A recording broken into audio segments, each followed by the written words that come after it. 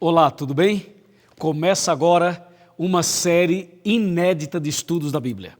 Nós estamos hoje começando o tema Futuro com Esperança. Eu quero começar com Apocalipse 1, verso 3, que diz: Bem-aventurados aqueles que leem e aqueles que ouvem as palavras da profecia e guardam as coisas nela escritas, pois o tempo está próximo. Como a profecia chegou até nós? Como o Apocalipse chegou até nós? Veja o que diz o verso 1. Revelação de Jesus Cristo que Deus lhe deu para mostrar aos seus servos as coisas que em breve devem acontecer e que ele, enviando por intermédio do seu anjo, notificou ao seu servo João. O Apocalipse chegou até nós da seguinte maneira: Deus revelou a Jesus, Jesus revelou ao anjo, o anjo revelou a João e João revelou a nós. E nós devemos passar esta mensagem a outras pessoas. Assim chegou a nós a profecia, a revelação de Deus, a mensagem do Apocalipse. A Bíblia Sagrada é um livro extraordinário e para nós entendermos toda essa série, alguns números precisam ser entendidos por mim e por você.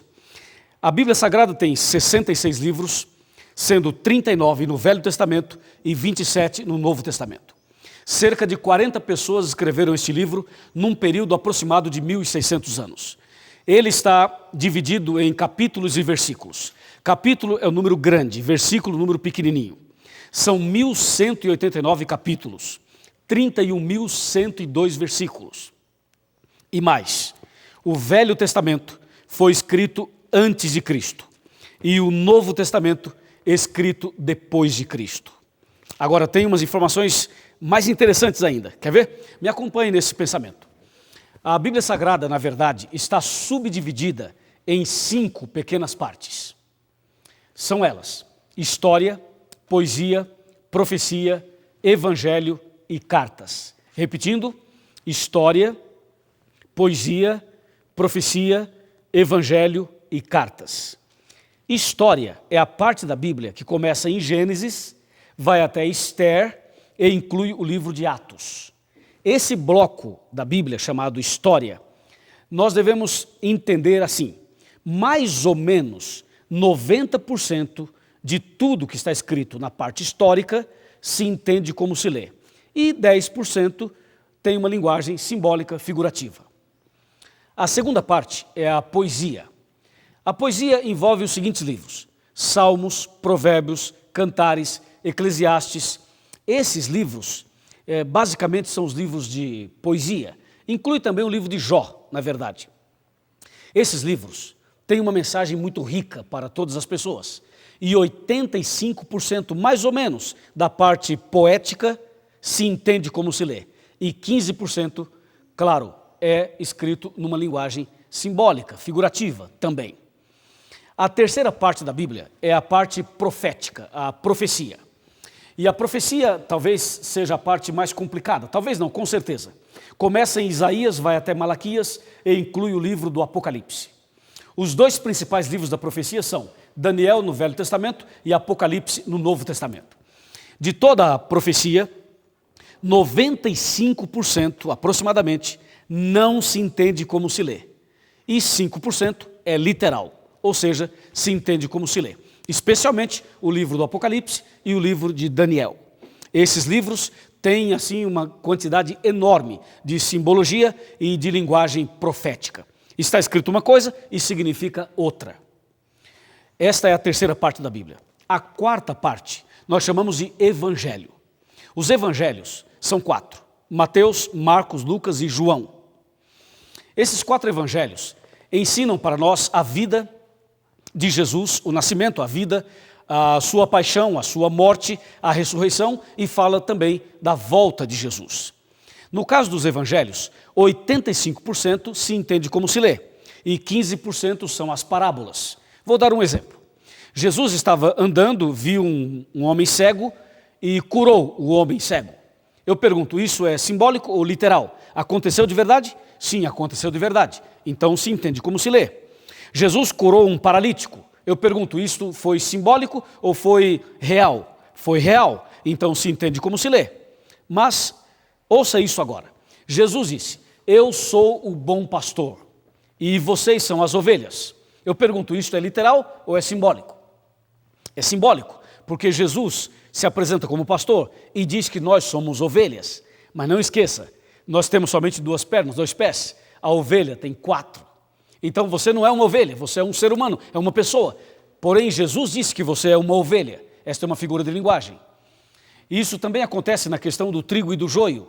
Não é verdade? O trigo e o joio, ovelhas e bodes, e assim por diante. São simbolismos que nós encontramos nos evangelhos. Assim, 85% dos evangelhos se entende como se lê, e 15% são as parábolas. A quinta e última parte da Bíblia é o que nós chamamos de cartas ou epístolas. Começam em Romanos e terminam em Judas. Essas cartas ou epístolas também têm mensagens lindas para nós. A maioria dessas cartas foi escrita por Paulo, mas não somente por ele, tem também Tiago, tem Pedro e assim por diante. 90% das cartas se entende como se lê, e apenas ou aproximadamente 10% é numa linguagem simbólica figurativa. Dessa maneira, você entendeu as 5 partes da Bíblia. Repetindo, vamos comigo? História, poesia, profecia, evangelho e cartas. Agora responda rápido. Qual das 5 não se entende como se lê?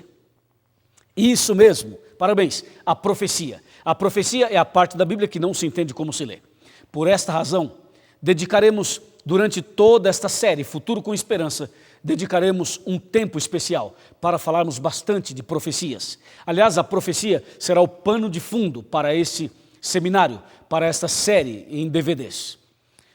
Eu convido você agora a ter uma ideia mais real de tudo isso que acabei de explicar. Tome a sua Bíblia e vamos ver na prática se realmente a profecia não se entende como se lê, ok? Vamos abrir a Bíblia primeiramente em Apocalipse 7. Depois disto, vi 4 anjos em pé nos 4 cantos da terra, conservando seguros os 4 ventos da terra, para que nenhum vento soprasse sobre a terra, nem sobre o mar, nem sobre árvore alguma. Veja que esse texto está em Apocalipse e não se entende como se lê. Por quê? São 4 anjos nos 4 cantos da terra segurando os ventos. Primeiro problema, a terra não é quadrada para ter 4 cantos. Segundo problema, os anjos estão segurando os ventos, não dá para segurar os ventos. E terceiro problema, a Bíblia diz para que nenhum vento soprasse, e o vento está soprando o tempo todo, o dia inteiro. Percebe-se claramente que a profecia não se entende como se lê. Nesta série, haverá um estudo sobre Apocalipse 7. Aguarde e você entenderá esse capítulo. Vamos a um outro exemplo. Apocalipse capítulo 12. Confira comigo.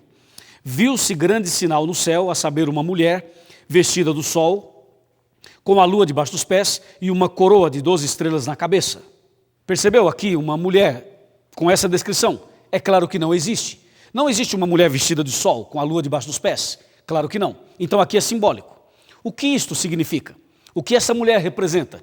E o sol, a lua, as estrelas e a coroa. Haverá um estudo nessa série que vamos falar exatamente disso, dessa mulher, de Apocalipse 12. Hoje estou lhe mostrando para você saber que a profecia não se entende como se lê. E assim por diante. Apocalipse 17, por exemplo, fala de uma mulher prostituta. A mesma coisa, não se entende como se lê. E nessa série teremos um estudo exclusivo sobre Apocalipse 17. Eu creio que está claro. Ou seja, as 5 partes da Bíblia, a mais difícil, a mais complicada, é justamente a profecia. E da profecia, os 2 livros mais difíceis e ao mesmo tempo os mais importantes são Apocalipse e também Daniel. Agora, por que uma série Futuro com Esperança com base na profecia? Sabe por quê? Veja o que diz Amós, capítulo 3, versículo 7. Vamos pegar aqui.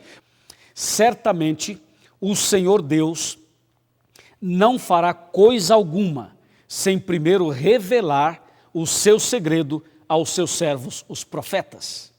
Ou seja, tudo que vai acontecer no futuro está revelado aqui. Você viu que eu comecei esse estudo mostrando revelação de Jesus Cristo? Revelação. Se você crê em revelação, esse é o lugar para você estar. Esse é o seminário para você estudar a Bíblia. Porque aqui você terá as revelações de Deus do futuro. A Bíblia diz que Deus não fará coisa alguma sem primeiro revelar o seu segredo aos seus servos. É por isso que estamos aqui nesse curso maravilhoso. E há um outro texto no livro de Provérbios, escrito por Salomão. Veja o que diz Provérbios 29, verso 18.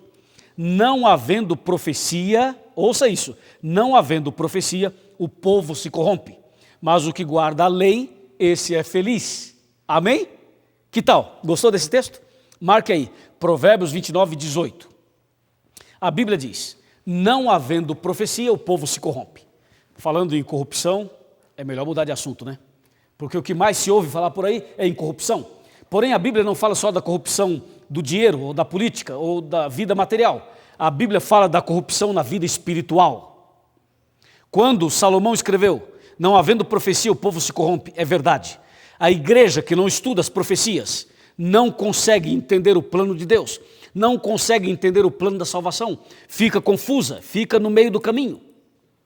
E nesse seminário, a ideia é que você entenda a profecia. Nós vamos fazer um estudo que vai tratar da tabelinha de conversão profética e você vai saber o significado de cada palavra simbólica do Apocalipse e também de Daniel. E isto vai abrir o caminho, é a chave que abre o caminho, que desvenda o código, que desvenda o mistério para você entender as profecias mais incríveis do Apocalipse, de Daniel e de toda a Bíblia Sagrada. Há um texto aqui que eu faço questão de ler para você logo no primeiro estudo. Está em São Mateus, capítulo 22, versículo 29. Respondeu-lhe Jesus, errais não conhecendo as Escrituras e nem o poder de Deus. A maior necessidade hoje é de conhecer a Bíblia, as Escrituras. Estamos cansados de ouvir sermões em que as pessoas não estudam a Bíblia com os membros. As pessoas não examinam a Bíblia como deveriam examinar e muitas vezes usam a Bíblia de forma errada, torcendo a palavra de Deus. Jesus disse que aqueles que estudam a Bíblia são direcionados, mas o verso é claro, aquele que não conhece a Bíblia comete erros. Jesus disse, errais não conhecendo as Escrituras e nem o poder de Deus. Quero que você saiba que há poder na palavra de Deus, há poder na profecia bíblica, há poder aqui no Evangelho, nas palavras de Deus. Está escrito no Salmo 119, verso 105, claramente, lâmpada para os meus pés é a tua palavra e luz para os meus caminhos. Com isto eu quero dizer a você que nesse seminário, nesse curso, Futuro com Esperança, Deus deseja, através da Bíblia, iluminar sua vida, iluminar seus passos, abrir seus horizontes, abrir seu raciocínio, mostrar que há uma luz no final do túnel. E essa luz é a palavra de Deus. Lembra? Lâmpada para os meus pés é a tua palavra e luz para o meu caminho. Estou falando hoje para uma família que vive momento de trevas, para uma mulher que está em crise, para um homem que não sabe o que fazer, para um jovem decepcionado, para uma garota que perdeu seu namorado. Estou falando agora para alguém que está vivendo uma crise, uma luta terrível na vida. A Bíblia diz, lâmpada para os meus pés é a tua palavra e luz para os meus caminhos. Ou seja, estudando a Bíblia, Deus vai iluminar sua vida, vai expulsar as trevas da alma, vai abrir o caminho, vai expulsar Satanás e você será restaurado, abençoado, feliz, convertido, será uma nova criatura. A palavra de Deus é como um alimento, é como um banquete, e este seminário é um banquete para você, não por minha causa, mas por causa da palavra de Deus. Deus deseja isso para mim e para você. Por isso, a partir de agora, divulgue para as pessoas, pegue esse DVD, distribua para os seus amigos, convide os seus amigos e familiares para juntos estudarmos as profecias da Bíblia. Lâmpada para os meus pés é a tua palavra, luz para os meus caminhos. Então venha conosco. Jesus disse em João 5,39, examinai as Escrituras.